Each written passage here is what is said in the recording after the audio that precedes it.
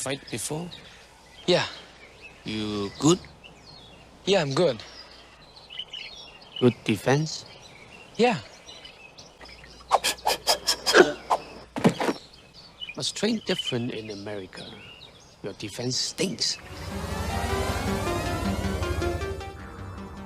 You are the new student. Come closer.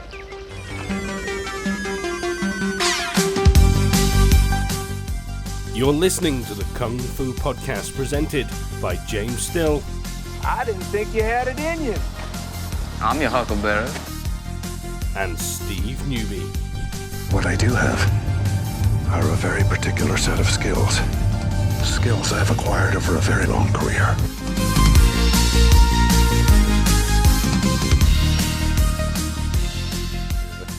Oh, right, okay.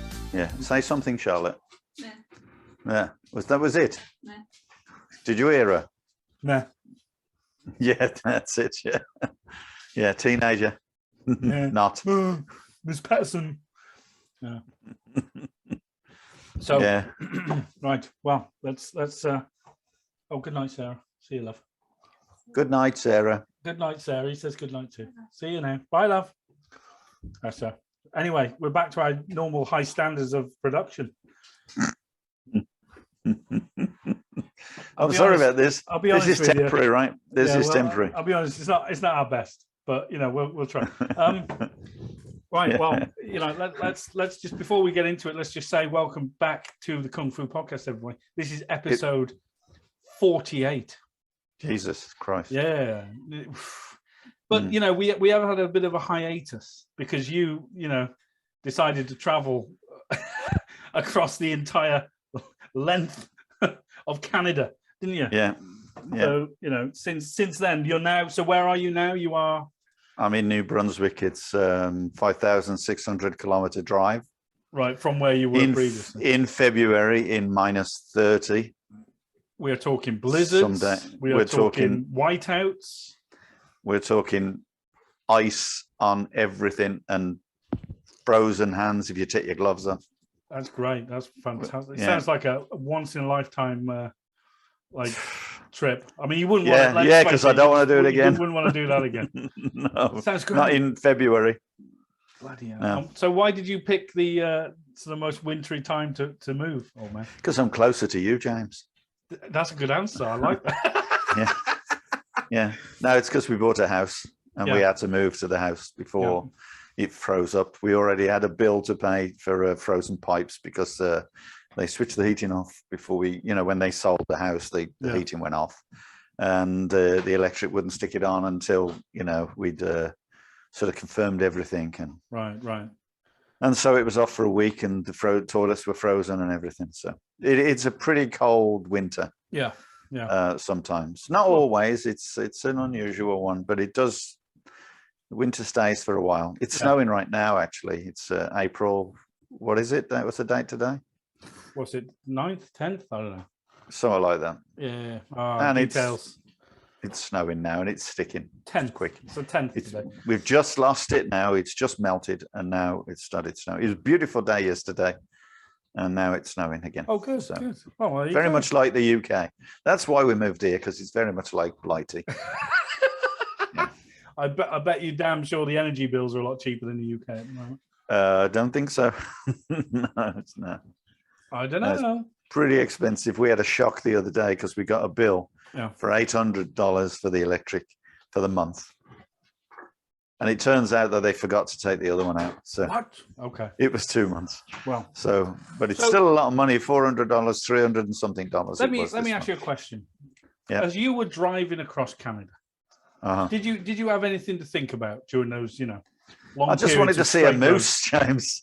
I'm looking out for the moose. Moose? Yeah. There's moose in them, the hoose. Yeah. Listen, so should we talk something kung fu related? Yeah, let's do that. Yeah. Do you want me to go in with a hard ball, or do you want to soften you just up? come out. Yeah, just right. Listen. So, the elephant in the room, old man. The elephant in the room, right? So I was scouting. This is going back a couple of months now. around about the time you were making your grand voyage. I'm looking at the website and the BKFA, and as you do, I like to relive a bit of nostalgia. I clicked on the Guardian's page, and I thought, well, I'll just make sure you're still got your toe dipped in the pond, and blow me, old man, you've been removed from the Guardian's page on the BKFA website. Now, I just want to ask you something. I mean, it's fair to say, right? Now, let me ask you, how many masters have you ever bowed in front of in your life? How many? One, I guess. One. You sure? Just one? Not like 2, 3? No. Not like some of the people we've sort of mentioned in previous podcasts who, frit from master to master to master to sort of give them some whatever suits the head, credibility, some I don't know. So you've bowed in front of one master, and who was that master out of any chance? Master Yao. Yeah. Head of the sort of Lao Guard, BKFA, and head of the BKFA. Uh-huh. Now, why is it that you've been taken off the Guardian list? I mean, presumably this bowing ceremony you did was meaningful. It was for the Guardians. Well, presumably it was a meaningful experience for you. Okay, so there's an easy explanation. Go on. Simply that the guy that's looking after the website now just went with a list of people who are not at this, not turning up to the meetings and stuff. All right. But what shall I do with these? And all right, okay, because of course you should be turning up to these meetings because you're in Canada. The issue for me is, like, even if you were a retired actor, you still go to the Oscars, right? You're still invited, even if you can't make it. Right? Yeah, well, unless you do. And I could be zoomed, couldn't I? I could be zoomed. You could be zoomed, but you've never liked. I mean, let's carry on the Oscar analogy. You've never slapped someone in the face, have you? Come on, let's be honest. Well, maybe I've been banned for 10 years for thinking about it. Maybe. Yeah. No, I'm just a bit curious. For me, it doesn't quite. I don't understand it. Because I know you, and to be fair to you, you sort of you wear your heart on your sleeves on these podcasts. I mean, nothing really is off limits. I think if people listen to the whole thing, they'd understand that you're generally a pretty honest person. A bit of a bitch sometimes, but then we all are. But you've never sort of harbored any feelings of deep resentment and etc. Except for certain people who will remain nameless. But in general, I'll be honest. I don't think this is in any way conducive to projecting the image of a traditional martial arts organization. If they're going to get rid of their senior advocates of the style. In the one sense, I would agree with you, but I think it's early days yet to, and I will be writing and saying, remember, I've got a following, whether or not I turn up to courses or whether I turn up to meetings or whatever. Most of them didn't. Many didn't, and never saw Neville Ray at a single meeting all the time, all the years. And he was still a Guardian, irrespective, because of what he did and so on and so forth. Respect, but and the same with fighting. Neville Ray, he was into the fighting. Yeah, it was, but many others never turned up, and they were Guardians. I mean, I never saw Mike Lavender at all in all the time of the Guardians, and he was a Guardian. So one of the original Guardians, because all the old guys were. The 12 original Guardians. Yeah. So as far as that's concerned, I saw a lot of people that never turned up. So it is a bit lame to be, for them to do that. But I understand totally that it is a situation where they're just simply, taking names off. That's all. They've not scrutinized them and decided on who's going off and so on. So I will be making sure that we are going to be still on the Guardian list, irrespective of what it means to, it means a lot to me that I was a Guardian, and then there I am a Guardian, and will continue to be a Guardian, irrespective of whether my picture's on a a board or whatever. No, that's not the point. The point with the picture is just, sort of, an endemic sort of problem, I think. It's like, you're disposable. A person is disposable. And I think the way that, it's kind of come across is that, let's be fair, right? No other Guardian does a podcast about Laugar. Now, for what it's worth, true. We're not the most professional podcast, but we will talk about the style. We will promote it. We have defended it. And we will help anybody who calls in absolutely. and anybody who writes to us. Yeah. And we have done, and we have a big following due to that. And we send them videos. If they ask us a question, we'll send them a video of the reasons why I think this or I think that. Yeah. And usually they, they appreciate it, big time. So, and it's all free. We don't charge anyone anything. I'm worth that. So we have people all over the world asking questions about the style, but also people from the BKFA are constantly asking questions about about the reasons and wherefores of because a lot of people in the BKFA don't get a chance, and we've talked about this before. They don't get a chance to actually really get taught in detail in the sense that some of the instructors, and it's not their fault, and I'm not blaming anyone or naming anyone. It's just simply they're unable to get to the center. They're unable to get to their instructors. It's so far widespread that many of them were unable to continue always. And when I went to Scotland, they were coming down to Birmingham whenever they could. And the summer course, you would see them every year in the summer course, but that's about all the training they got. They really, they come to the Black Sash courses, they come to the nationals, and they come to the, just the 1 year's course, training course.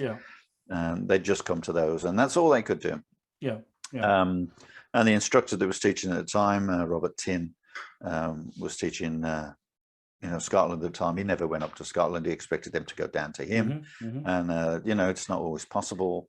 And let's face it, it's easier for one person to go to a mass than a mass to come down to one person. So that's why I was always traveling up to Scotland. And, and wherever else I had classes. So. Well, I think you kind of tactically sort of put forward your view without sounding too much of a bitch about it, if I'm honest. I'm quite disappointed. I thought you'd be more bitchy. No. But I think let's just see what happens with the reply of the letter. Listen, then I'll go, I'll sod you then. Well, I kind of think, what does it mean to run a traditional martial arts organization? And whether I don't ever want to put words in your mouth, old man, but this is the impression I get nowadays. So I'm pretty much removed from the BKFA. Just you should be removed. I've been banned from their forums and stuff for wanting to talk about Laugar. So this is my sort of take on them. I kind of think that there's an element of sort of introvertedness across the organization now, compared to, say, I don't know, 20, 25, 30 years ago, when I kind of thought that, Laugar was proliferating out. You had instructors like yourself traveling the length and breadth of the UK, trying to promote the style, etc. But nowadays, I get the impression that it's kind of, certainly turning inwards. It's kind of and I want to make a distinction between the style of Laugar and the organization, the British Kung Fu organization. You have to see them as two different entities. They are. Well, absolutely. Well, yeah, you do. But in many ways, there's a certain symbiosis. Like, you can't have one without the other.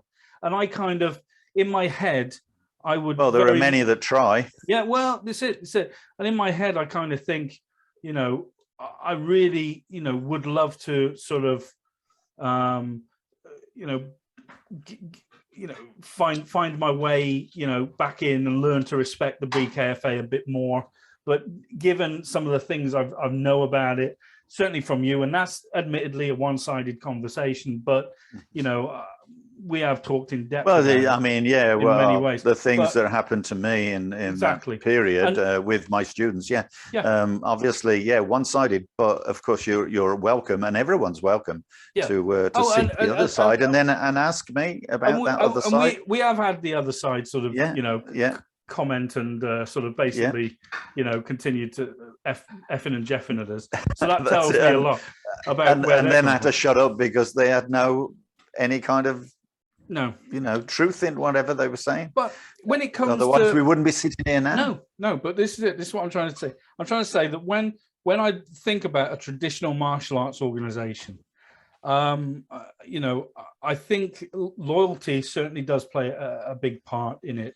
Of course, loyalty does have a sort of an inherent weakness to it. You can be loyal to the point of fault. You could follow to the point of fault. Yes. But certainly for me, the heyday of my perception of BKFA is the heyday is over. They've started to sort of become a bit more introverted. And I hate the thought of that. But actions like this, sort of like, willy-nilly, removing, I think that's just website. No, and I understand you've been told by someone the reasons you're off. Yeah. But nevertheless, I have to think to myself, well, why you? What are these new additions to the Guardians list? It's an organization with a lack of organization. Yeah, okay? but you're making everybody a guardian. So yeah, I know. Does it lose its value? Yeah, that's something I disagree with, but that's my personal opinion. Right. There were never supposed to be any more than the original 12 Guardians, and everyone else was going to be, someone else. Then there was going to be like a council of Guardians, and then of course that turned out to be a few people that were, I don't know, in the know. But no professional instructors at all. But you got to understand that within the BKFA, there's an awful lot of, like myself, having our own organizations, and those organizations became paramount to our living, if you like, our bread and butter. And that doesn't mean to say that we, constantly thought about those above and beyond the BKFA, but of course some did, and they were put in positions. Some of them were put in positions, and some of them chose those positions to leave and to set up on their own and do their own thing. And for me, that was never the intention, simply because of the fact that it's always been the style that is paramount. The learning of it, the style, and the learning of it. Yeah. So the knowledge has always been, and you can't contain or maintain that knowledge without constant information. Of course that's kind of lame now, as I've been there because you're in Canada. Well, yeah, but I'm also 40 years in the BKFA, so pretty much I am Lao as much as anyone my age or have been in there as long as I have. And there are many people that are there now who are still our Guardians and not Guardians, who have got their own organizations that are, work in their own organization, but remain loyal to the BKFA, as I do. But loyalty works both ways, right? And unfortunately, sometimes loyalty is the one thing that's left over when belief has gone. So you lost belief? I lost belief in 2012 when, all that crap kicked off about, with my instructors. You lost belief. A couple of them. Yeah, but you should be specific. You lost belief in the organization, not the in style. Oh, no, never the style. No, the style is mine. Yeah. Well, it's as much yours as it is mine. As it is Bastiao's as it is anybody's. Yes. An idea that is, once an idea is developed, an idea is everybody's. But you would be humble enough never to say that you have all the answers of this. Oh, no. Right? I'm not suggesting that, but I have. Because unity is strength. Yes, that's true. But when you learn math, you can equate everything. Right? So, obviously, the better you are at maths, the more you can calculate and equate answers. Yeah. And that's the same as with martial arts. It's the same thing. So if you can equate that, then you no longer need a teacher to teach you maths. Okay, after a certain period of time. The unfortunate thing is a lot of people have that kind of opinion far too early. Right. And that's why you get the masters at 23. And then by the time they're 25, they're a grandmaster and that sort of thing. So you unfortunately Taekwondo. You have to come out with someone, don't you? But it was prolific throughout, the 70s and 80s as far as martial kung fu is concerned, and 90s, and then people are still doing it and then making it up as they go along, and so so I'm just call me a mathematician if you like, but I couldn't string two numbers together. Yeah. But I do understand the style. So, and that's why we can do these podcasts and we can do them to put ourselves out to arguments. Yeah. Well, we can put ourselves out to any argument and argue with any kind of concept, and we can also, of course, give answers to people. Well, and this is the thing: the argument is key. I believe that wholeheartedly, and I've had some sort of whoppers with you, but that's healthy. It's not that's healthy important. when it's healthy and it's important. But it's not healthy when it's sort of malicious and all the rest of it. Yeah. But when we look at argument, for my money, my experience, this is a point of critique with the organization, with certainly the people who run the sort of social media side of Laugar, is they don't want any form of argument, because they believe that sort of the argument is with malicious intent, as opposed to academic pursuit. I think it's important. I mean, let's face it, in any parliament and there's always going to be opposition. If you don't have the opposition, then you have totalitarianism. So I'm not after you can't have that. totalitarianism. I'm after, but that's how Kung Fu was. Yeah, but originally. when the opposition is silenced by the majority, that ain't healthy democracy. No, that's exactly right, and that's the problem with it right now. There is no kind of. You can go to a meeting and you can just sit there, and if you come out with something, you can be, oh no, we don't need to know that. Yeah. We've only got a certain period of time in which to converse. We've only got a certain period of time on this subject, and then nothing comes of it. And that was the way for many years since the Guardian started, and since they started having meetings. It was the way, and it became. You turn up to the meetings and you have a lot of ideas, and but you can't always, no one agrees. And of course, the more Guardians there are, and the more bigger the meetings, the less chance you've got of creating any kind of development. The problem you've got, of course, now is that instead of the Guardians being part of that meeting, it's now like a Guardian council of about 5 people or 6 people, which then discuss the development of the BKFA, and unfortunately none of them, and this is only my opinion, as I say, they need help, okay, but they're not seeking it. No, they don't seek. No.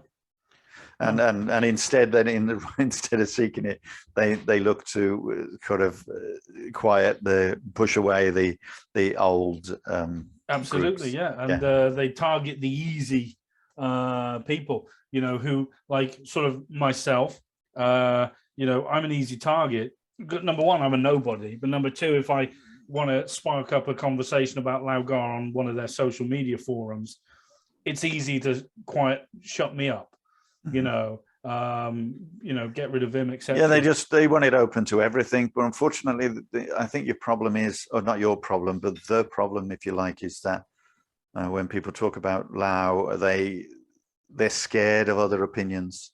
They're scared of people knocking them down, I'm not being funny. That's how bloody Chernobyl happened, wasn't it? Like, everyone was shit scared to say, hang on, the reactor's crap. Hang on, I don't like the way you run your checklists. No, I don't want to do this test. Next thing you know, like that. I mean, come on.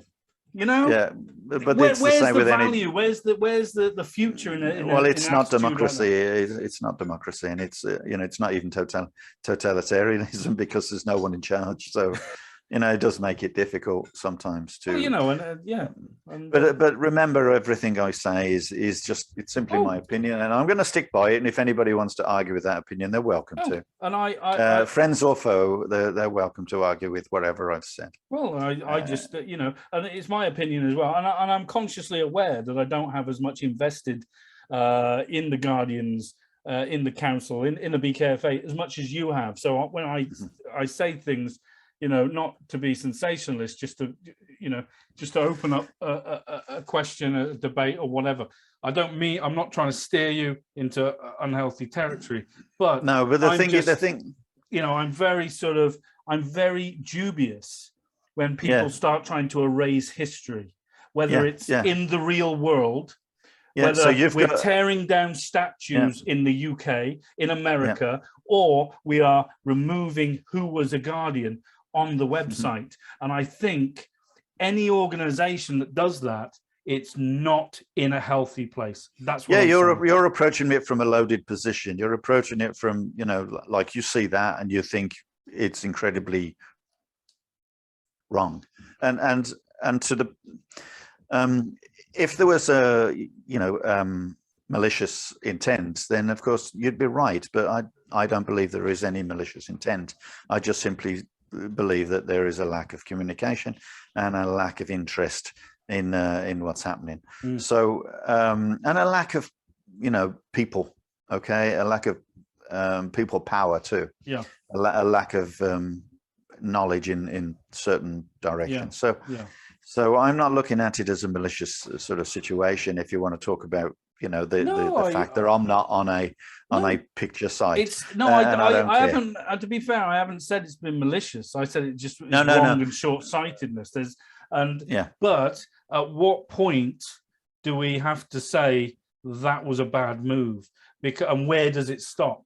And I just kind of think, where's the solidarity in someone? And I'm talking for you. I appreciate that, but I'm not putting words in your mouth. But from my point of view, yes, you're my teacher, but certainly I'm willing to bet that you have probably done a hell of a lot more than most people when it comes to the proliferation of the style. And that has been documented in terms of the amount of clubs, the travel, the areas you had, the attendance at Laugard grading, summer courses, etc. Your legacy, and I'm being fair, than most other Guardians.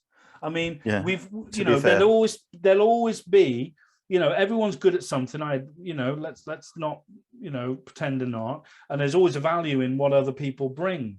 But, it's a two-way street. Sort of, I'm not annoyed. I'm just disappointed in the situation. Well, I think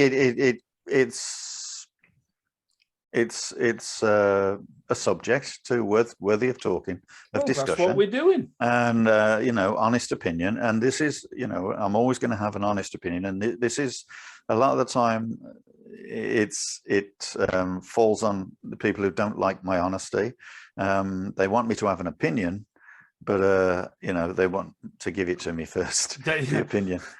You're allowed an opinion as long as it meets the policy of management. Yeah, and that's not what I'm made of. So at the end of the day, I'm going to give an opinion that is, honest, and the way that I think it at that time. And if I find out that I'm wrong, then I'll definitely come back on this and say, I'm wrong in thinking that.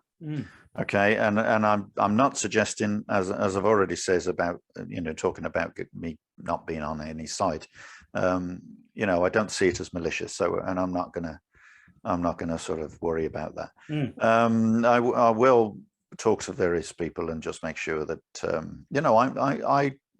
I'm proud of being part of the BKFA as I was, and I'm proud of being a Guardian, and I am going to maintain that attitude. But I'm better off, or they're better off with me than not with me. Well, so they can if they want my information, if they want, it's not just me, it's about anybody. I mean, a tribe does not get rid of its wise men. That's it. But that's it, isn't it? Isn't the whole thing about sort of philosophy and the wisdom of the East. Like they revere their old men. Yeah, the wisdom of the wise. That's why I call you old man. Yeah. You know, not because you're a decrepit mummy, but because you've got a few brain cells left up there, and I kind of like it. But we to shun away, experience, and deny. Yeah, but like I say, I'm not suggesting that they're doing that with any intent. If they are, then yes, that would be a grave mistake, a really silly mistake. Not for me or anything else, but simply for the association. Well, that's my point. And of course, that's exactly what people like Putin do, right? You got all the information there, and you don't want it, right? Yeah. Okay, so and everyone's too scared to mention. Yeah. Oh, by the way, I don't think you're in a very good position. Yeah. And he doesn't want to know. And so obviously we don't want any organization to become like that. So yes, it's definitely, it's not malicious. It's not an intended at digging people up and saying, right, get them out. No, it's only obviously if people do something wrong and they do something against the association. Then, absolutely. Yeah. Like disrespect their elders. Absolutely. Yeah. Do you know what I mean? But with all due respect, old man, there's been no disrespect from your end, as far as my opinion. No. That'll be my no, none intentionally. Well, you can't say that. I don't believe you've ever. I mean, not what. Well, I might take the piss occasionally. Oh, but taking the piss is that's taking the piss. It's not certainly not. It's not aimed at malicious. No, not at all. Will Smith, it's not aimed maliciously. If you can't take the piss of the ones you love, I don't know what, Jesus Christ. But the problem is, I haven't said that I think they're being malicious. I just think they're being. No, I didn't. I never suggested you did. I'm just reiterating for the podcast, for the viewers that I don't see it as malicious either. But I kind you brought the subject up, and I'm just making that's sure fine. that I'm bringing the subject up because I don't believe in not talking in anything off absolutely, off and lovely. The point I was going to make is what kind of message, what kind of future does an organization? If people, I mean, that's one of mold themselves into. And that's one of the one thing that will sort of concern me is that we do have an awful lot of people who know me as who I am as a guardian, long-standing BKFA. Advocate, if you like, and of course then they see you not on a site, they go, oh, somebody's done something wrong. So that's really important that isn't put across like that. And when of course you see someone disappear out of the site, then yes, that's the first thing that's going to happen is people are going to go, oh, he's not. And of course your enemies as well, they're going to say, oh, they got rid of him, kind of thing.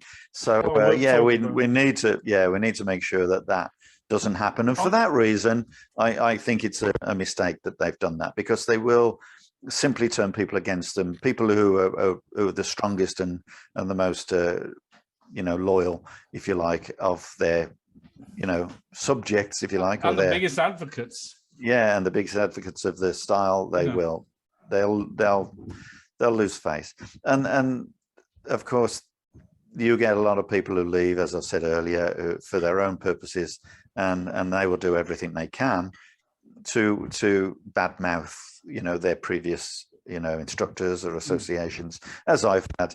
But the thing is, you see, it's really important that there are people there that can actually say, well, actually, no, that's not how it happened. And only those people that were there at the time are going to be able to say that. Right. So, if you allow people to, to sort of suddenly all the high grades or higher authorities disappear just because they haven't turned up to a meeting because they're 4,000, 5,000 miles away, then or 8,000. I was 8,000 miles away, pretty much. So and of course I'm here on they can call me anytime, and I'm on a podcast. And, but do you know the funny thing is though, that when you were taken away, everybody else was moving up the list. So is that right? I'm just saying, Well, that's because they can use a computer. That's I'm- because they can take photographs. That's because they can do everything else. So, you can be a guardian because you can be very helpful to the association. Have you ever thought that if you paid a professional, you would get a better association? You ever thought about that? Because people do get pissed off with having, they take the piss. At the end of the day, oh, can you do this for us? Can you do that for us? And then when they get tired of it or they're too busy, they don't do it. And then they go, oh, why didn't you do that? And you go, wait a minute, honest. you're not even paying me, for God's sake. I'll be honest. I wish I had someone to do my editing for me. It's shit. We make do though. Oh, honest to God. Right. Anyway, so listen, in closing, if you were in charge, what would you do? Well, it's too late now. In my opinion, it's too late. All right. Okay. All right. But yeah, I would have promoted it big time, competitions and so on. Everything would have been, central, as is with a lot of organizations. Mm-hmm. All uniforms and everything would have come from, as originally intended. All T-shirts would have come from that. They would have all been supplied by the same. It would have been a specific franchise, like McDonald's. You cannot buy McDonald's buns anywhere except from McDonald's. You cannot buy the burgers anywhere. McDonald's cheese. Yeah, that's not cheese. That's not cheese. Well, it's what we get here. It's not cheese. You stick it on toast, it melts through the toast. It's nuclear. It's not cheese. Radioactive substance. It's I don't know. Bloody awful stuff. But I guess it's all about the proliferation of the style. Yes, it's all about the development of the style, and of course, to have a big style, you need to have a lot of funds. You need to have a lot of backing, and of course, those professional instructors were providing that backing.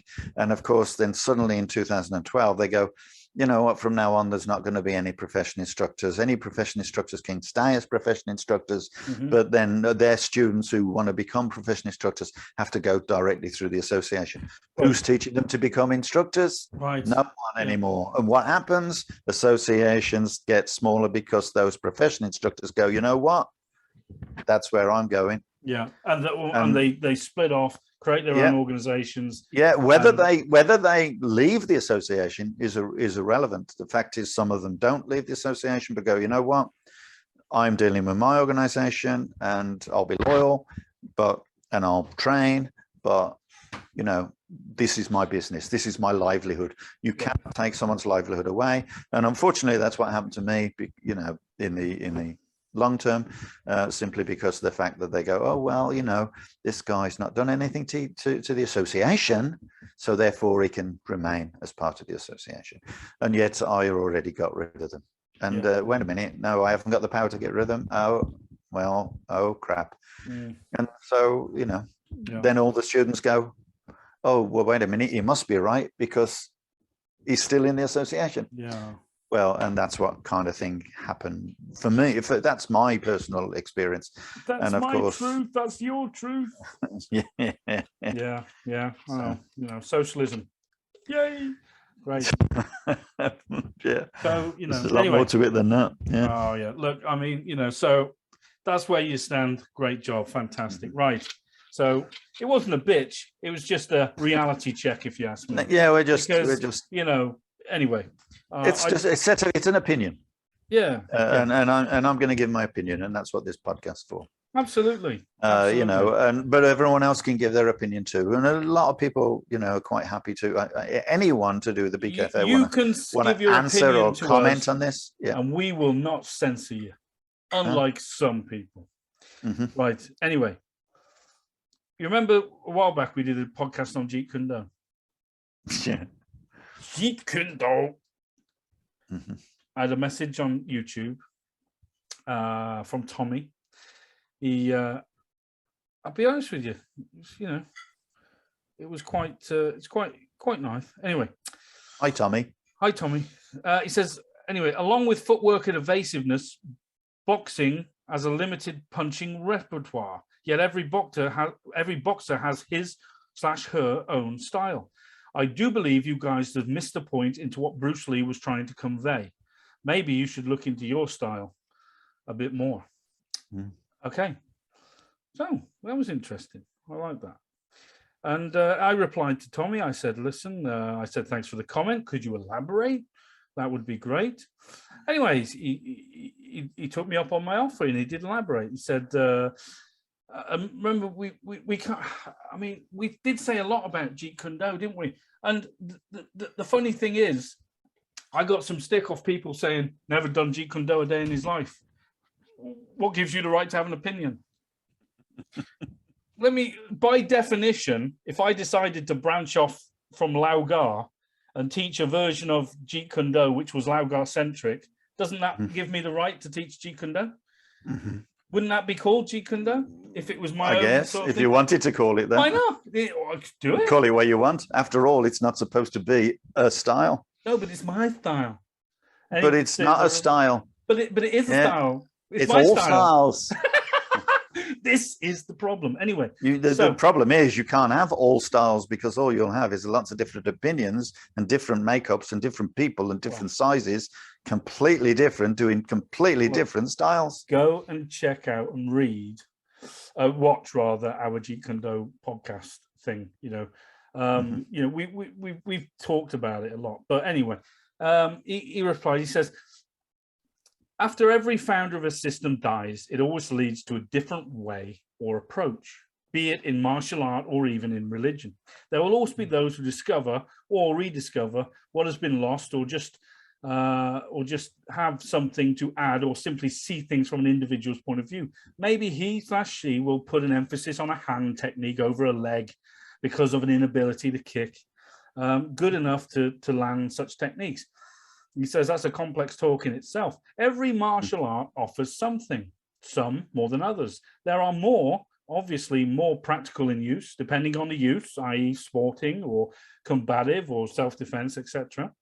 The main attraction in Jeet Kune Do after Bruce Lee's death was that his #1 student and professional instructor, Dan Inosanto, who continues to expand on the philosophy of Jeet Kune Do, exploring the arts to which himself has been proficient in. Sadly, what is missed is that when one is training in, say, Muay Thai, one is not doing Jeet Kune Do, but one is doing Muay Thai. Although a person can learn something from such training, and may or may not be able to add his Jeet Kune Do. Hasn't he just answered his own question? Oh, yes, but it does go around in circles, doesn't it? The old yeah, because that's exactly right. If you do Thai boxing, then you're not doing Jeet Kune Do. If you then choose to do judo, you're not doing Jeet Kune Do. When you start putting them together and mixing them about, it's only your opinion, and so therefore, as he said himself, that person will be an advocate of throwing because of their size, or punching and kicking because of their speed, or whatever, or flexibility. So it totally depends on the individual. Doesn't mean to say when someone dies, incidentally, I needed to comment on this. Yeah. Someone dies, you don't necessarily change the style. You try to, you are maintaining it, but the style will automatically change. It will naturally progress or diminish depending on the efforts of the people who are training it. And the other thing is, of course, that it isn't about whether you're a good kicker or whatever. It's the dynamics of the tactics and the strategy. So if the tactics and strategy remain the same, i.e. the fastest punch, right, the fastest direction, the least amount of energy, that kind of thing, that is always going to be your strategy or your tactic. And so therefore the style remains the same. The fact that you might do a faster kick than someone else, it's still the same tactic. Yeah. Right. If you choose to kick rather than punch, it's still the same tactic. So therefore it's the same style. Doesn't make any difference. Therefore, whether you're a good puncher, a heavy guy, a light guy, a girl, or whatever, what matters is that you're continuing in that actual tactics and strategy of that specific style. Yeah. Do you using the techniques? Yeah. Do you ever think that people conflate styles with rule sets. Yeah. And so just to elaborate for those people, so like, you know, we look at the rule set in Thai boxing, for example. You can use your hands, legs, knees, elbows. You can grab them, you can throw them, you can sweep them, but, you know, kick them to the floor, etc. Now, that in itself is quite an interesting rule set to fight by. It's also quite, you know, I say dangerous in a sporting context. Yeah, I suppose it is dangerous because, you know, you elbow on elbow, etc. Yeah. As opposed to, say, for example, let's look at judo, right? They're grabbing each other. They're not throwing a lot of punches, kicks, if any, and they're trying to throw each other on the floor. Not going to throw any punches now. So when unless we they're doing it for self-defense, when they then actually throw something in that becomes necessary, you know, otherwise it's a sport. Yeah. So when we look at sort of people say judo is not a great style. Yeah. But it's a sport, not a style. Exactly. Yeah. Right. So it's a sport, not a style. But and so is Thai boxing. It's a sport, not a style. Aren't all rule sets centered around being sports? Yes, because if you get a massive guy who's joins a Thai boxing club and he doesn't like having someone trying to elbow in the face, he'll grab hold of the guy if he can. If he's got the length and the strength, he'll grab hold of him, and it's no longer Thai boxing. It's now grappling. Yeah. And you know, and then that's not in the rules. And of course, the guy will get up and say, "Oh no, that's not in the rules. You can't do that." Well, that's not a style, then, is it? That's a sport. Yeah. It's got rules. Styles shouldn't have rules. Styles don't have rules. So therefore, there are many styles that exist now that actually are in effect sports, because they have a limit. So the object of learning any style is to have no limits, but to discover what movements can be used for what techniques, you know, and always be open to the specifics of any technique. Well, so you can develop it. You know, but you know, the answer, of course, people will argue, well, you can't use every single technique. Well, and then it's down to your size, and your age, and your, you know, ability in terms of, you know, your strength or your speed or whatever. And that's where a style is prolific, because there are lots of people doing it, same tactics, but for the same reasons, but with different bodies. And that's why Kung Fu for me is such a good style in general, because it doesn't rely on people being strong. It relies on people being quicker. And that's where the techniques lie, in speed. Whether you want to throw someone and put them in a position where you can sweep them, that's speed, you know, depending on how you reach them. And if you want to kick someone, well, that's speed, depending on where you kick them. Because you kick them in the shin, that's fast. You kick them in the head, that's not so fast. But then again, is that guy faster than the guy who's kicking him in the shin? So, you know, it's down to every person's individual ability. But the tactics remain the same. Right. Okay. We could go on about this, but I'm just going to press on. He says, I think yourself, being a Lao Gar practitioner, would admit that if you went and experienced, say, Brazilian Jiu-Jitsu, that it would not be Lao Gar, but something else. The comment I made about boxing was to illustrate that no matter what style we learn, when it comes to actual sparring or fighting itself, we do not use the style. We all look the same, be it Kung Fu, Karate, Taekwondo, etc., etc. I think this is where Wing Chun practitioners fail when they experience losses against others, as they stubbornly stick to the rigidity of the form instead of using the form as a base from which to work. Well, I would agree with him, and that's all to do with experiences and opinions. And the thing is, we don't fight the same. No one fights the same. You know, it's down to your tactics and strategies. Some people will have certain. You know, like for instance, if you're a prolific street fighter or whatever, you're going to do an awful lot of feinting. You're going to do an awful lot of fooling, and you're going to be able, you know, you're going to be able to do it from a without anybody knowing what you're doing, because that's your strategy. That's the strategy, not to be seen to be doing anything. But if you're, but if you want, but we talked about it. Yeah. But if if you're a big guy, you've got to have a completely different strategy to it. And remember, some people will take a hit, and other people cannot take a hit. So it's down to your tactics. Whatever style it is, it's going to be the tactics of the style. Okay, so I do not know the founder of Laugar, and whether or not he, the number of fists. Doesn't know the founder of Jeet Kune Do either. Oh, okay, it says, I do not know the founder of Laugar and whether or not the number of fist and weapons forms has been kept down to a minimum in order so that the practitioner could have time for real fighting abilities. Yet some perceive forms as a must, but miss the fact that forms are just a training tool, a set of drills to enhance a certain ability at a certain level, a launching pad, so to speak, not the rocket, a vehicle, not the journey. When I'm asked about styles, a number of times, I always ask how many human beings live on our planet. Myself, I think it's fruitless on judging and criticizing other forms of martial art. In fact, it always leads to negative ways. I feel it's best that we do our best to improve conversation instead of negativity. Absolutely. I kind of agree with a lot of those sentiments, to be fair.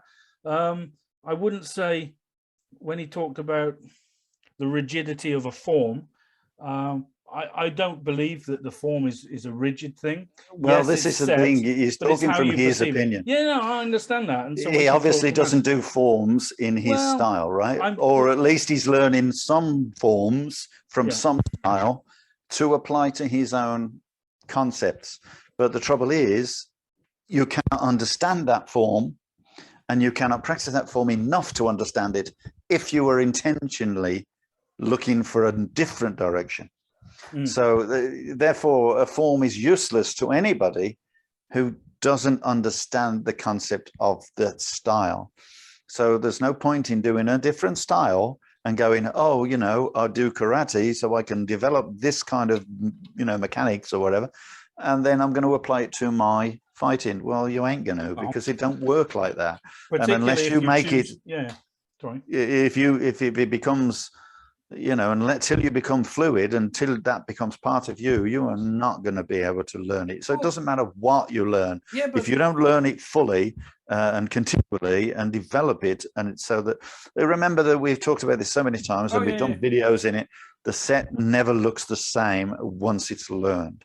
And so what he's looking at is form that he thinks that people will fight like that form. That form is the ABC. We've talked about that. So I think it's a little naive when it comes to that. He did say, it's prearranged. What's the word? But he's suggesting that people will actually fight with the form, and but he's looking at people who maybe actually fight with the form, which doesn't make them martial artists, which gives us the opportunity to critique such martial artists. So there's always going to be negativity, because people will always have an opinion, and people will not be able to do martial arts properly simply because they are trying to pursue this. I mean, how many people in Laugar actually go to a national and do the style, and they do a form to the best of their ability in a way that they were taught it, but they don't interpret it? Because if they interpret it, you wouldn't even recognize it, that style. You wouldn't even know it was that set. And that's the problem, you see, that the vast majority of martial artists will always comply with the way the set is taught, never develop it. But then you would suggest that everyone needs to start somewhere. There needs to be a baseline. Absolutely, but we're not talking about people who are starting. We're talking about people who are going to use that for fighting, and that's just. It's in order to use it for fighting, you have to have a baseline. You have to do it. But then you have to, as a, for lack of a better word, a rigid form. That's right. And that's what most people get to, and they never get any further than that, because then they start saying, oh, I can use this for this and this for that, but they don't make it fluid, and then suddenly realize, remember, it isn't the A and the B, it's the in between that matters. It's not the joined up right starting. Yeah, that's right. It's not the starting point or the end point. It's what happens in the middle. And you don't know what happens in the middle if you're going from this move to that move without thinking about the in between. But you can also say, if you go from this form to that form, I'll learn a wushu form, I'll learn a praying mantis form, I'll do this form. You know, I'm not saying forms, I'm saying moves. I'm not talking about forms, I'm talking about moves. We can extrapolate moves from forms to which people, if they'll overload themselves with you cannot learn many different configurations of what are essentially the same moves. What are essentially the same moves. And so they learn lots of opinions. Say, but we've had this in Lao Ga. It's like, you know, you have lots of opinions in Lao. Oh, absolutely. But your sort of hypothesis is that, you know, the techniques, the movements in Lao Ga are repeated constantly through the sets. Yeah, but in different, for different reasons. Ways, for different reasons, at different angles and different speeds, different heights, different speeds, different. Yeah, exactly right. So, but you know, and then you'll say to someone, well, you know, that move in the first set, you know, in Back Pai Jern, you know, it's there. Oh no, it's not. That's a different move. You know, so you end up sort of.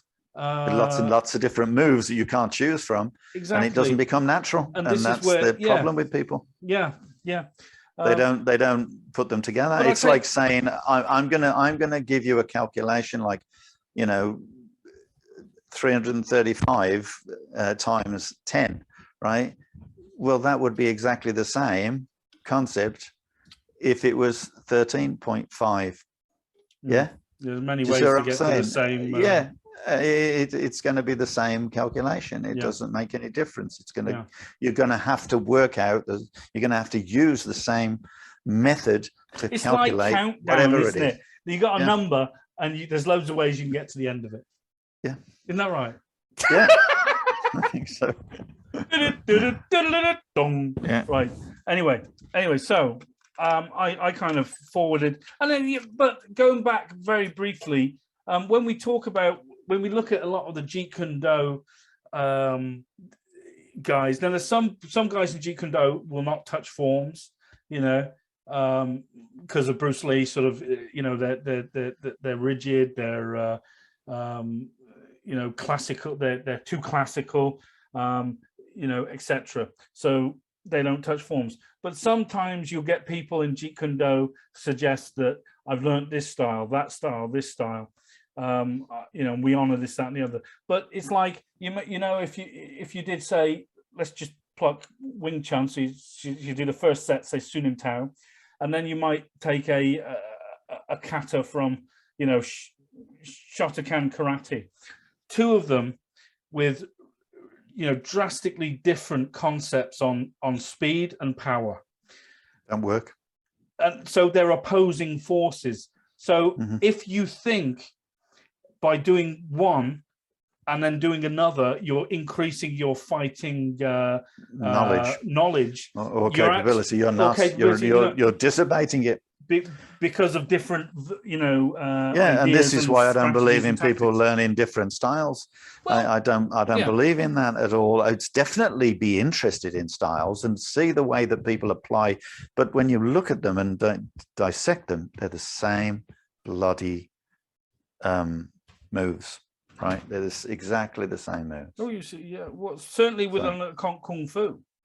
You know, you've obviously got there's some clear differences between sort of, you know, you can see differences in different preferences, not differences. Okay, fair enough, different preferences. So you might, you know, because, you're right. Because in Lao Ga, you could do, let's take, for example, the very last set for all you Lao Ga people, sort of Back Pai Jern.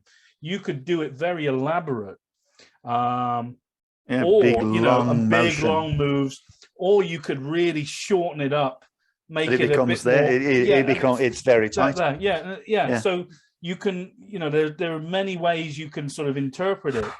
Well, the opinion of Wing Chun, high bong sao, right? Instead of but Lao Gao, you don't want to do a high bong sao, Yeah, but you can. But we can. That's the thing, and you do, but you don't go, oh, it must be like that. You can't cement. You can't be rigid in the science. No, because it totally tactics. depends on the oncoming attack. Yeah. It totally depends on the technique approaching you. If that technique is approaching you and you're in a specific position, you're going to have to put your hands in a specific position from a specific direction. Yeah. And that is what defines the movement, right? Practicing the movement, it doesn't matter. Like I said, in each set, they may be different. And so, you'll have that bong sao, but in totally different ways. Yeah. But it doesn't necessarily follow that you will train it, except when you're fighting and it becomes part of you. So the set has to become part of you. And the only way that's going to happen is if you practice that set constantly, diligently, until it no longer is a set. When it's no longer a set, it's now becomes you. Mm-hmm. It's like eating an apple. As soon as it's gone down your throat, it's part of you. Oh, I like that one. Hang on, let me put that in the right. Honestly, anyway, so if we press on, I replied to Tommy, and I just I'll give you the highlights of what I said. It wasn't very long. I said, I'm not quite sure you've listened to the entirety of the podcast there, because if you had, you'd realise the majority of the comments and what you just wrote and the points you've made, we agree with. I said the majority. There's some things we don't. I said, I'm not sure where you get your Lao information from. I would love to know. I would suggest you listen to episode 39 for a bit of a fact check about Lao Ga. And that is a good good episode, a bit of a fact check, dispelling some myths and myth busting Lao Ga. I said that, essentially, in general, we share the same sentiment. There is no such thing as style, but alas, we must... everyone needs a foundation. Yeah. Okay. So I'm not denying style. I'm just saying that if we become fixated on that, it would be easier in terms to call it a tactic rather than a style. A style. Yeah. It would. It would be. Yeah. It'd be so much easier, wouldn't it? Yeah. But then again, your tactic. A fighting strategy. Yeah. And then it would make more sense. But of course, we're so used to this idea of style because people say, well, this is the way I style myself, the way I would prefer to do this particular thing. Yeah. I mean, style is just a typical English word with, you'd have it in, the I don't know, the makeup industry, you'd have it in the clothing industry. They're all different styles. None of them are better than another.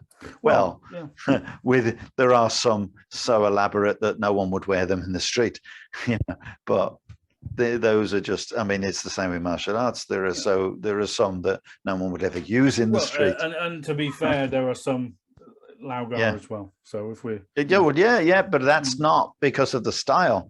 That's because of the ideology of the individual, and possibly of the learning ideology. Yeah, but this is it. You see, at what but he can change. He can change. We look at some people today who we go, oh my God, he's doing that wrong or he's doing that, and in 10 years' time, he could be brilliant. Yeah, it totally depends on whether he understands when he's doing something wrong, and how he's going to change it. Or his experiences of learning. All of us have to do that. I've done some really bad, I've been crap in many ways. I've done some things. I've done oh my God, taking part in set competitions and so on. Awful. As I look at it now, at the time I thought, oh, that's good. But no, not particularly. Yeah. So we all have a learning curve. Of course we do. And when we talk about individuals, we talk about individuals not because they're bad at what they do at the time, but because they think they're good at what they do at the time. So because they are putting themselves out, because they believe in themselves, that's why we criticize. because they believe that they are better than they are. When you can criticize someone like that, and it's good criticism sometimes, not necessarily, just taking the piss, but some people just deserve it. Jake Mace, yeah. But the thing is, they just deserve it. I mean, he's a really good practitioner in terms of technical, his ability to do the splits, his ability to kick, his ability to do a horse stance. Very, very good. His tactics and strategy are shit. He has absolutely no understanding. That's as close as a compliment you'll ever give old Mace. Yeah, he has absolutely no understanding of the concept of fighting in martial arts. Oh. And if he was just to shut his mouth and actually go and learn something from someone, he'd be pretty good, I think. But he's too full of himself. Yeah. And so he deserves criticism because he's teaching that. Yeah. And when people teach it, that's when they become victims, if you like, or become fodder. Right. Because when you're teaching someone something badly, then you need to be criticized. If you're going back to the mathematician, if you're telling people that 1 and 1 is 3 and you swear blind it is, all your students are going to be useless, aren't they? Hell yeah. And that's what's going to happen. Right, pressing on. Everyone needs a foundation. Do you think that Dan Inosanto has learned every style he trained? I don't think so. I don't think so, I said. Besides, what with all the bows, how could he find the time? I put that's a joke. I said that's a joke. On a side note, I have experienced Brazilian Jiu-Jitsu and thought it was fantastic, provided you're strong enough. I also agree with the point about Wing Chun, although we both must admit we are generalizing there. And I do admit that I do generalize about Wing Chun. Yes, and we generalize about Taekwondo too. Yeah, and Taekwondo. But there are some pet hates you have, and there's some pet hates I have, but it's an opinion. Understood. I said I don't agree with your point about the forms, but then again, you are making a point about Jeet Kune Do. So I understand why you said that, because they don't have. Yeah, no, that's a fair comment, but that's what I said in the beginning. But then again, you could make the same argument I said about a boxer who constantly repeats the same pad combination on focus pads. And my point is this: he's sort of Tommy was sort of advocating, boxing training. And yes, it's fantastic, but if you were a boxer constantly repeating the same pad techniques and sequences, it'd be open in one particular way, and people would know that. Yeah, right. So in a way, those are like forms for boxing. In a way, I'm not saying they are, but but they're very limited in that sense. Limited. Yeah. So I just I was being pedantic, but the point is valid in a way. I said. And I just said, thanks for you wonderfully articulate, Tommy. And then he messaged me back. I didn't message again. He said, I've actually trained Lau Gar for around 11 years before becoming disillusioned by the lack of sparring. So absolutely, and I would absolutely be the same. But I think that's the luck of the draw as to where you train, isn't it? Yeah, that we mentioned that at the very beginning of this. Yeah, we mentioned it loads of times actually. Yeah, and it does grieve me. That's why. Why do you think I went all over the country trying to teach people, trying to help people, trying to show people that it's not like that? I did Wing Chun for a little while, and because I moved when I was a Barry Yellow-Sash or something, I moved from Birmingham to Milton Keynes, and the only place I could find initially was a Wing Chun place, so I joined it, and there was a guy there who was a brown sash or something in Lau Gar, and he says, I left because all it was fighting.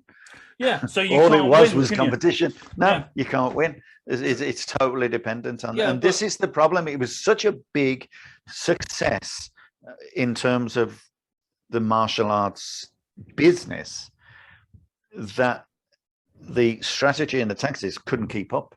The techniques couldn't keep up. The tuition couldn't keep up. People were just interested in money in many areas. And so for that, to that end, there's going to be many areas far greater and better than others. Bristol's a great area, sort of South Wales is a great area. And, there are many places up north that are great areas and so on. But there are many that are bloody awful areas. And when you listen to the people talk, you think, are you doing the same style? Yeah, but it's further from, and I say the source, if we say the centre, which Birmingham was the central Algarve, the further away you get, the more sort of saturated it becomes. That's right. That kind of makes sense, doesn't it, in a way? Yeah. So unfortunately, again, we touched on, he was talking about how people train and whatever. What you've got to recognize is when Bruce Lee learned, he learned in a school, but then in order to train, he learned alone because he was alone in America. And so he had to create something for himself to make sense. And he was very prolific at it, a very prolific trainer, very good, articulated, writing it down and so on. And obviously he had a big library of martial arts, researched, which he took from out. Yeah, that's what he took his information from, because he had no tutor. And I guess with his attitude, he probably didn't want a tutor. Yeah, well, either, because he just saw them as, the forms, and he didn't agree with the forms. And there are many people who now do Wing Chun, who now do Jeet Kune Do, for instance, who don't agree with forms, but they don't understand forms. And I don't think Bruce Lee understood got to a point where he understood those forms, and yet he developed. Well, Jesus Christ, I'm what am I, 37 now? So I'm older than Bruce Lee. So I'm constantly evolving my state in terms of martial art, and my opinions, constantly, but grounded around a central point, granted, but still, I would have loved to have known where Bruce Lee would have ended up. Absolutely. You know what I mean? It would have been great. Yeah. But repeating or going back to what I was saying, where as an example, Bruce Lee training on his own, many people end up training on their own, but there are many people that learn in large classes, and it's those people that suffer the most, because although they are large classes, they are very limited in the amount of knowledge they're going to get. Sometimes, not always. No. So sometimes you can get some amazing classes and with amazing people in them. I was in a class in Banbury. The instructor wasn't a brilliant instructor. God bless him. He was a really nice guy, but he wasn't the best instructor, but he had world champions, and he had, there were 19 black sashes in that class and 1 brown sash. And it was an amazing class. And Alvin Mighty, Mark Aston, all those people there, there were quite a lot of people that are famous, and a lot of people that are infamous as well, in that same class that I trained in. And absolutely, because that's when I discovered, when I was in Milton Keynes doing the Wing Chun, I discovered that there was a class. So I did an 80-mile round trip to get to Banbury and back, to train at that club. Right. And so, but it was an absolute amazing club. And the people made it good. The people made it good. And of course, the instructor, he was a really nice, beautiful guy. Loved him to death. Unfortunately, he died in 2011. Steve Faulkner. And but he did some great stuff, but he was more into breaking concrete and everything. Right. Okay. But he was great. He was a really good guy. Brilliant. Well, let me just finish this. Disillusioned by the lack of sparring. He does say this could be just down to the club or the instructor, whom I still think of as a really good human being, he says. So that's nice. Your point on pad work as to forms, yes, I agree with. It's why I consider them as drills to ingrain a specific skill, just like any movement, be it footwork, then combined with punches, kicks, or something else, i.e. weapons. He says, I'll watch your video maybe later with different eyes, because I kind of said maybe you didn't watch the whole of it. But I would suggest that you try and get a Jeet Kune Do instructor to talk on your podcast. Which, I'd like someone, to come and talk on the podcast. I'll be honest with you. Yeah, anyone's welcome to talk about Jeet Kune Do. Anyone. That would be interesting, depending on who you have. And he does suggest Tommy Carruthers. And he does finish off by saying, "Thank you for your swift and polite reply. Your honesty is refreshing." So that was very nice. Thank you very much, Tommy. That was a good bit of fodder there to talk about it. Guys, as ever, I guess, the point is, listen to the whole bloody thing, Yeah. Well, it is only an opinion as well, and people will always have a different opinion, and some people just won't listen to it because they're already got their heads turned in one other direction. But then we could say the same about us, couldn't we? Or we, absolutely, yeah, absolutely. But that's why if you're open, you can argue better, and therefore, if we are corrected, but we're waiting for someone to correct us. Well, we did, yeah, that's true. No one wants to come on. No, it's whether they come on or not. We just need to know. If we're saying something wrong, tell us, and then it comes out with that, and we're arguing that point, and we'll agree to disagree and that. But it's up to the punter, the listener, to actually decide on whether he agrees with. But what we've said about. And I think he's got a great point. But I will kind of maintain that you don't need to have studied Jeet Kune Do to have an opinion on it. No. I don't need to know that, I don't need to have had a McDonald's to know it's shit food compared to steak, from Miller and Carter. You know what I mean? Yeah. Like, and that's not I don't say that in a flippant way, because, there are some generally good instructors. Absolutely, in crap styles. Yeah. And there are some crap styles. There are some good styles with bad instructors. Yeah, but with Jeet Kune Do, you kind of. My point at the start about me saying, right, I'm going to cut off, Lao Gar, right, and just take some elements of it, and now I could go away and call it Jeet Kune Do, because that would be my interpretation of what I enjoy, what I believe works for me within my style, that I could go off and call it that. That's the luxury you can have with Jeet Kune Do, because... and don't tell me I'm talking crap, because how many other people have gone off, done a weekend course on bloody, Muay Thai or Wing Chun and started. Or Krav Maga.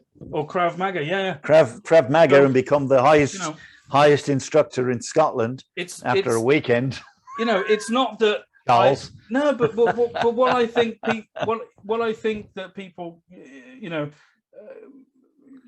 take the wrong way is that I'm not slagging off these individual styles within Jeet Kune Do, because I believe that, under a great instructor, they're fantastic, brilliant, more power to you. I'm slagging off the very idea that you've got one person who can go and learn a bit of this, learn a bit of that, learn a bit of this, say, I've understood the science, strategy, tactics, concepts of this.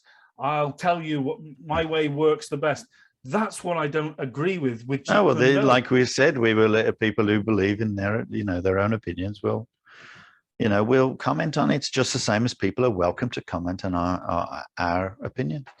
We're here on the telly box, looking straight at people, willing to be criticised, right? And other people can be, hidden and make their own little comments, their own little, what do they call them? Troll. They can troll, and they can say what they want, and not be, known. But we're here to be. Yeah. We're here to be criticised. Or they silence you. Just saying. Yeah. Right. Anyway. Bunch of bitches. I can't believe it. Anyway, right. God bless them. Right. Listen, I that was an okay one, wasn't it? We talked about some irrelevant stuff, didn't we? Well, I think we've made the opinion. We've made our opinions clear. Again, people were welcome. People go, oh, you can't use a style that's got sets in fighting or whatever. You can't use a set in fighting. No one ever said you could. It's just the way that you train. If you're on an individual and you're on your own and you need to practice, you got to do it in a form. Otherwise, you're not going to be able to practice it. Okay, you can't hit a bag with every single technique. So consequently, you've got to have a form. But of course, if you're in a big class all the time and you want to train, well, of course, you can train with people in a class, and that's good. But then you don't need them at sets. If you're particularly aiming at fighting or self-defense, then you will need people to fight with. There are people who do self-defense, but never fought anybody, right? And there are people who do, forms who do fight people and develop those forms. So, it's people who say, oh, well, our style is just based on fighting, but they never fight. Well, that's what we're really criticizing. Mm-hmm. So don't bloody, come out with crap like that. Well, this technique will work and that technique will kill you. How many people have you killed? Let's find out. Go and, if you get a chance to see it, it's the video. It's Jesse Einkamp, the karate dude who looks like a die-hard villain. He spent like 24 hours with Steven Seagal. Tell you what, it's just as awful as you can imagine, but it's so worth a watch. It's really good. Yeah. If you're listening to this, go and dig that out. Sort of Jesse Einkamp.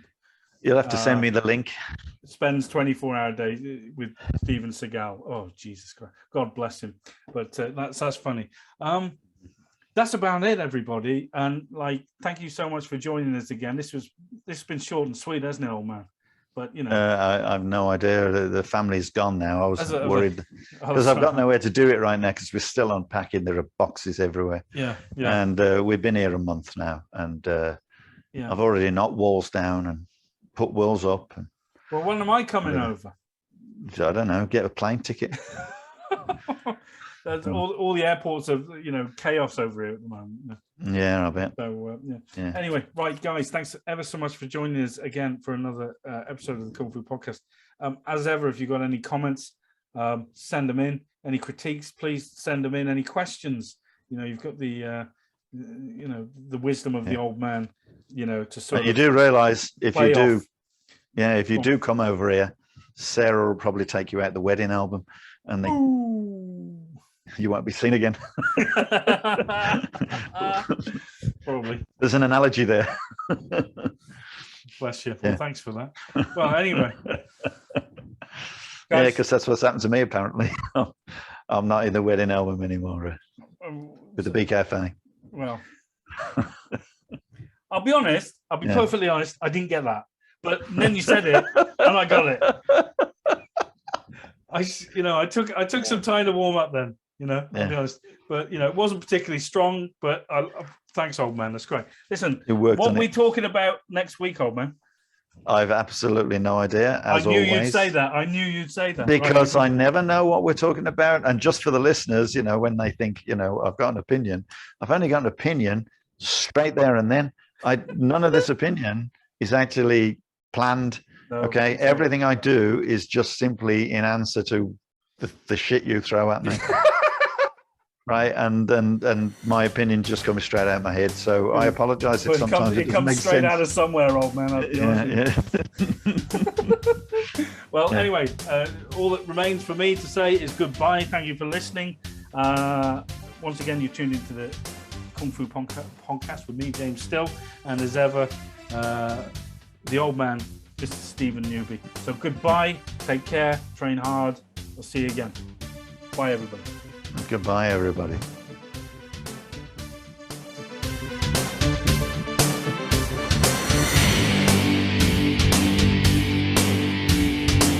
Concentrate on your enemy's weak points. The eye, the throat, the knackers. Hi guys, thanks so much for joining us on the Kung Fu Podcast. If you like that and you want to find out more about us, you can head over to Facebook, Twitter, Instagram or YouTube and find us under SJN Martial Arts. And also guys, this podcast is available on Podbean and iTunes. So until next time, take care of yourselves and we'll see you again on the Kung Fu Podcast.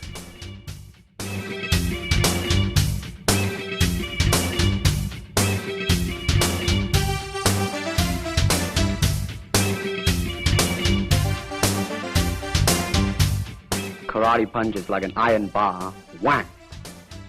A kung fu punch is like an iron chain with an iron ball attached to the end and it go whang.